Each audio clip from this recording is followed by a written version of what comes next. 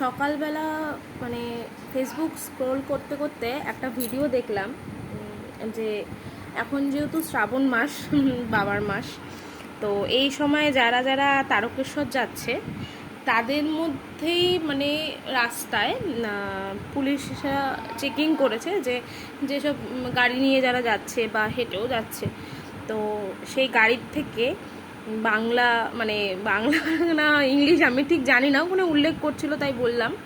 তো মদের বোতল, তারপর গাঁজা, চিলি, যেগুলো অ্যাকচুয়ালি দেখালো ভিডিওটাতে, তো সেইগুলো পাওয়া গেছে। তো আমি একটা কথা ভাবি যে যারা যারা নাকি ভোলে বাবার ভক্ত, প্রকৃত ভক্ত, আসলে কি সত্যি তাদের এসব খাবার দরকার পড়ে? আমার তো মনে হয় না তাই। কারণ সত্যি কথা বলতে আমি নিজেও ভোলে বাবার একদম মানে কি বলবো, ফার্স্ট হ্যান্ড ফ্যান বলে যাকে, সেরকম আমি একদম ছোট্টোর থেকে আমি খুব পুজো করি, একটু ভক্তি নিষ্ঠা করেই পুজো করি। আর মিথ্যা কথা বলতে নেই যে আমি মন থেকে তার কাছে যা চেয়েছি, চাওয়াটা উচিত না, যা দিয়েছে তাই নিয়ে ভালো থাকা উচিত, কিন্তু তাও মানুষ তো, যা চেয়েছি ভোলে বাবা আমাকে কোনোদিনও ফেরায়নি। আর এমনও হয়েছে যখন চেয়েছি তখন কিন্তু পাইনি, পেয়েছি সময় মতো।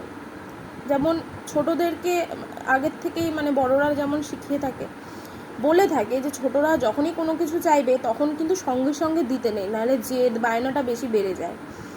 সময় ধরে কিছুদিন পর সেই জিনিসটা দেওয়া ভালো বাচ্চাদের হাতে।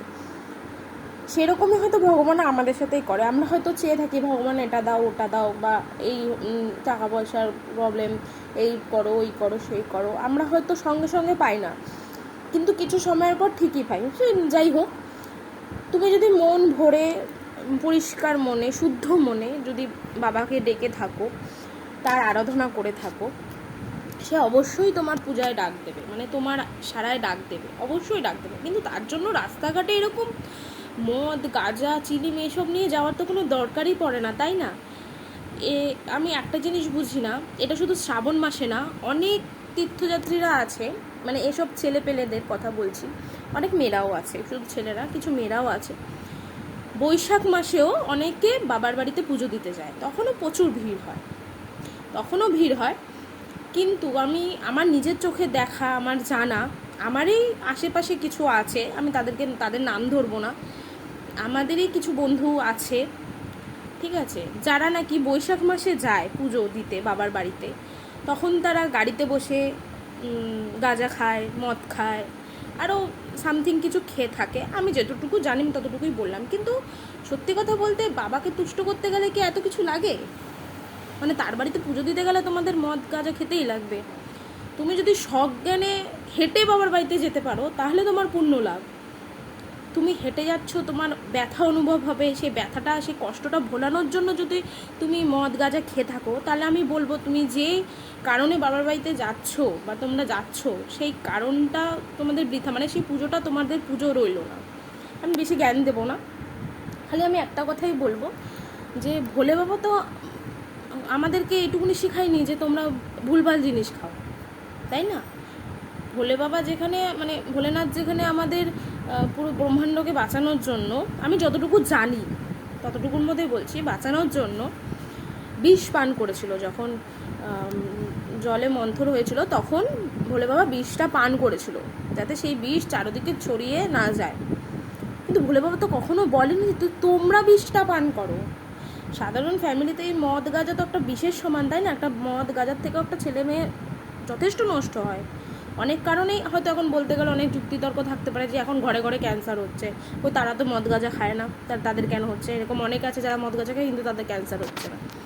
দেখো, মদ গাঁজাটা খাওয়া হচ্ছে নিজের শরীরের কষ্টকর, আর কিছু না। আমি অত কিছু তো জানতে পারবো না, কিন্তু প্লিজ আমি একটাই রিকোয়েস্ট করছি যে বাবার বাড়িতে যখন পুজো দিতে যাচ্ছ একটু ভালোভাবে যাও, মানে ভালোভাবে মানে তোমার শরীর যদি দেয় তুমি অবশ্যই হেঁটে যাও, কিন্তু তোমার শরীরে ব্যথা ও কষ্ট অনুভব যাতে তোমার করতে না হয়, তুমি যাতে অজ্ঞান অবস্থায় যাচ্ছ, মানে মদ গাঁজা খেয়ে মানে তুমি আর নিজের জ্ঞানে নেই, তুমি একটা অন্য জ্ঞানে তুমি বাবার বাড়ি যাচ্ছ।